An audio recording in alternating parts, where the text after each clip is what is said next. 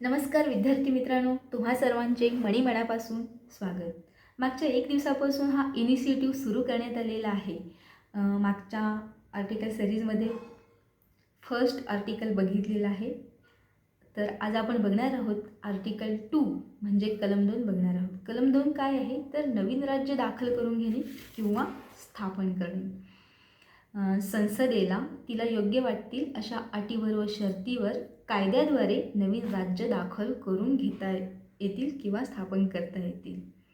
मग आपल्याला एखाद्या राज्याचं स्थापना करायची आहे तर तो भारताचा भाग नसायला पाहिजे.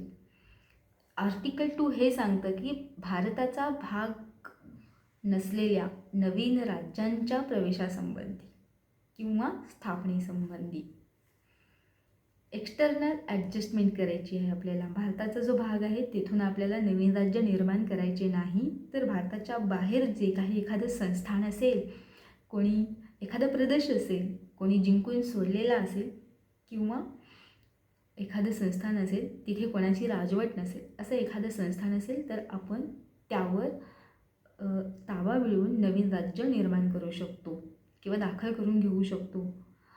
तर सिक्कीम या राज्याने 1974मध्ये भारताकडे विनवणी केली होती की भारताशी आमचे घनिष्ठ संबंध असावेत.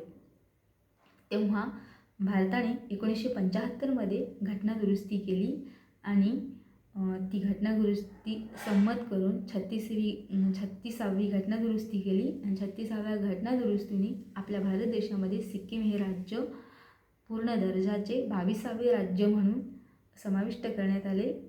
त्या राज्याचं 26 एप्रिल 1975ला विलिनीकरण झालं. इतकंच आहे. तर सर्वांना धन्यवाद.